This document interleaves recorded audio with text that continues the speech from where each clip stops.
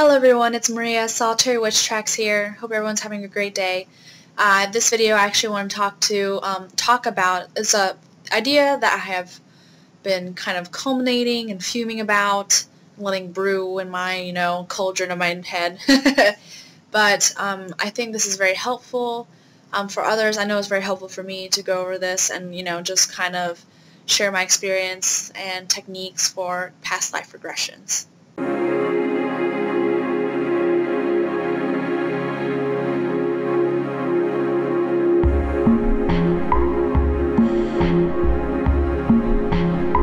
Okay, so I've done several past life regressions and found out I think 3 or 4 of my past lives. I honestly find that past life work and regression is very, very helpful, especially if you're on a path or if you don't know if you don't know what your path is leading you, you're not sure which path to take. A lot of your past lives have a lot of influence on who you are today, at least that is my belief. And I find that knowing my past lives and knowing what were their outcomes or where they were really helps me as well to figure out what I want to do right now. And so there are a few past lives that I have, I'm trying to think of. The first one that comes to my mind is I had a reading done for me by Lunar Cricket Wisdom, a tarot reading about a past life in which I was a medicine lady. I would create herbal sachets and sell those people, and my herbs, my potions and things like that, where everyone wanted them. They're in high demand. Another one is another one on my own where I wouldn't say a monk. I was an herb lady again, I think it might have been the past life, because this one I did my own. I think it was a separate past life. I was like an herb lady again, and I just remember being on the steps of a Buddhist temple in Tibet and, seeing this monk in front of me in these orange and burgundy robes and, holding out my basket for him to pick out these little herbal sachets. That's all I remember from that one. And then there's one in which I was in, Viking age, and I was a woman and I died in childbirth. And then there's one where Chris and Ashburn and I actually spoke of it. We were at a Durga Puja in India. Oh gosh.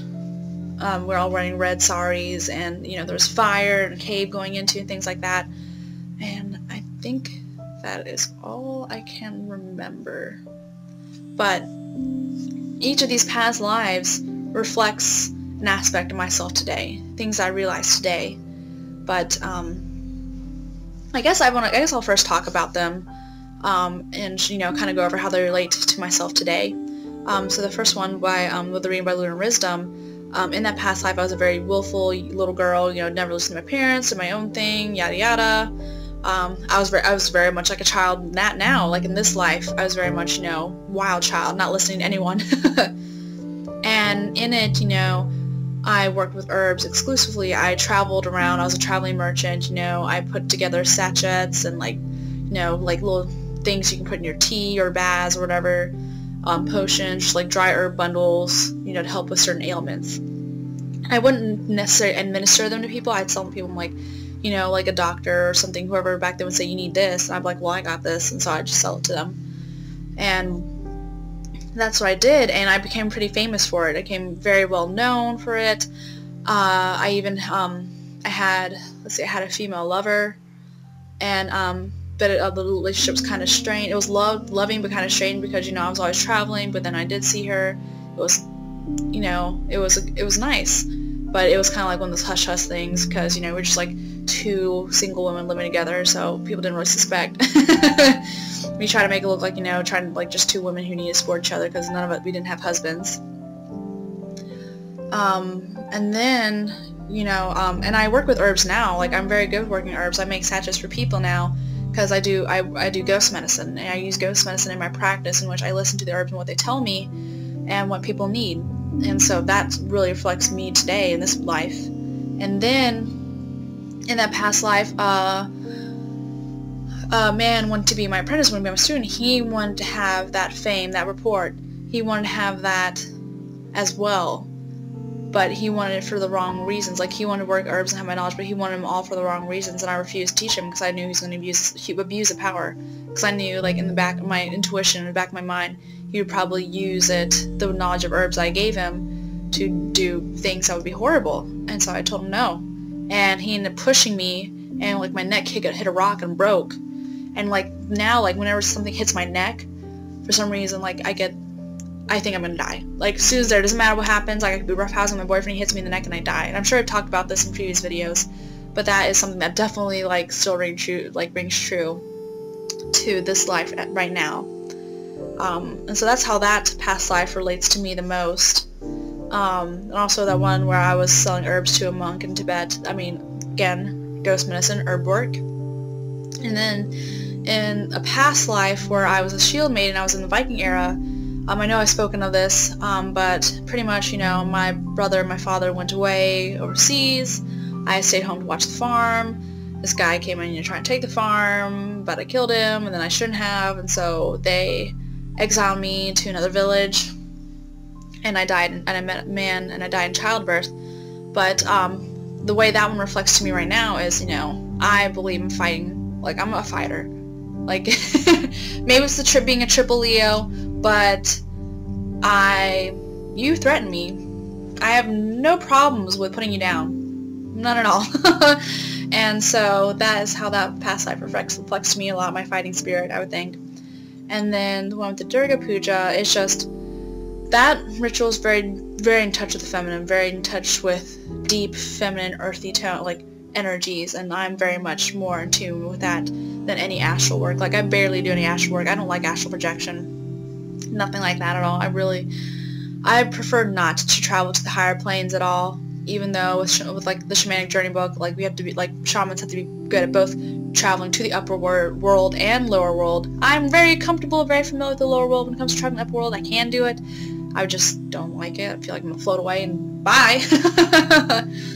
And so that's just how those past lives relate to me, and like knowing that, it really helps me to find things that work for me, you know, whether it comes to my mundane life or my spiritual life. Like, just knowing these past life aspects really help me right now.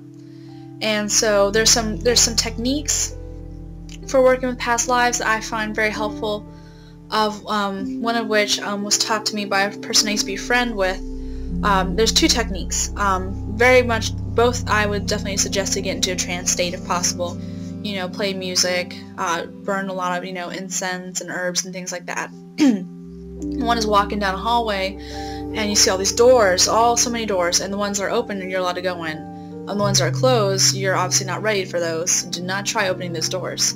And so I think that's how I found about the really short one about being a Tibetan, like selling herbs to a Tibetan monk. And then there's also the ones of like falling down, like just falling down a black pit through these layers, different layers like pillows or clouds. And the ones you land on are like the past lives kind of thing that you are allowed to stay and see. And that's how I found out about my Viking one and the Durga Puja one. And so definitely first get into a trance state. You know, put yourself in a dark room, burn some incense, burn some herbs in a cauldron, whichever you prefer, and then cattail, and then just play music and just allow yourself to go deep. So for me, I find that past life regression is very more lower world than upper world, because you're going back down into yourself, back into your subconscious, things that, you know, your brain is hiding from you. And so just travel deep, deep, deep within yourself. Like imagine yourself going down a hole, imagine yourself going down something, and, you know, just traveling deep within yourself. And in that way, it's just very, very easy. So you fall within yourself, just fall deep within yourself. And, you know, whether it's the doors or the pillows, just don't let go of fear, because it's going to be dark, because it's your subconscious, so the place is going to be dark where you are. Maybe it's not. Maybe you're one of those few people, you know, where it's very, very lit up, very clear, but for the most part, from my experience, from others' experience I've heard of, it's a very dark place to be. Not scary dark, it's just you can't see much. And so just trust your intuition through the whole entire process. Just trust your intuition and just do it. And whatever your intuition will tell you where to stop, whether it's to open a door or what pillow or what layer to land on, you're going to stop and just go.